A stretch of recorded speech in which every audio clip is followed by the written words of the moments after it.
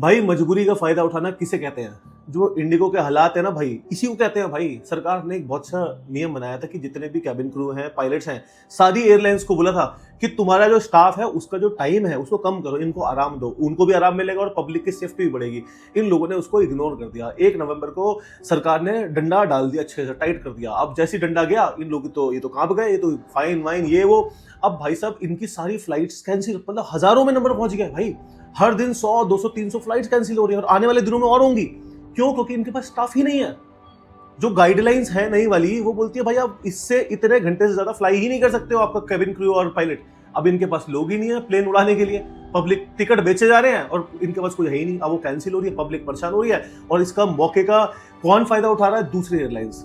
सोचो 50-50 हजार, 1-1 लाख की टिकटें बेच रहे हैं, पब्लिक को सोच रहे हैं लूट लो भाई। अंग्रेजों का, हम लोग 1947 से पहले पहुंच गए, अंग्रेजों का दौर है, लूटो भाई इंडियंस को जितना लूट सकते हो। इंडिगो वाले परेशान कर रहे हैं, कोई बात नहीं, हमें पैसा ज्यादा दो, हम तुम्हें नई टिकट देंगे।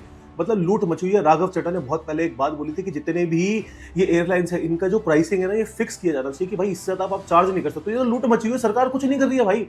पब्लिक को परेशान किया हुआ है, किसी का घर जाना है, किसी की शादी है, किसी क्या है, कोई लेना देना ही नहीं है भाई। और बहुत सारे लोग बोल रहे हैं भाई ट्रेनों में सफर करो। ट्रेनों में सफर कर सकते हो आज के टाइम पे आप? ट्रेनों का बाथरूम वॉशरूम इतना गंदा होता है, बदबू मारती है। लड़के तो चलो सही है, चेन खोली कर दिया, लड़कियों का क्या भाई? मम्मी के साथ, बहन के साथ, बीवी के साथ कभी जाके देखो भाई, इतना गंद है ना। इंडियन रेलवेज के टॉयलेट्स वगैरह इतने गंदे होते हैं, सड़े हुए एकदम। उसमें आप जाके कैसे ओवरनाइट तो उसमें भी सफर नहीं कर सकते ना, पब्लिक के पास ऑप्शन ही नहीं है। लोग 24-24 घंटे बुरी हालत हुई पड़ी है। इंडिगो में अगर आप सफर करने वाले हो ना भाई, तो मत करना, माफ कर दो, हाथ जोड़ लेना, परेशान हो जाओगे। ये पैसा भी जाएगा, समय भी जाएगा और हैरेसमेंट अलग होगा। और सरकार को कुछ ना कुछ इनमें डंडे डालने चाहिए, एयरलाइन को इनका कैप लगाना चाहिए कि भाई इससे ऊपर की टिकट नहीं बेच सकते हो। पब्लिक परेशान हो रही है यार।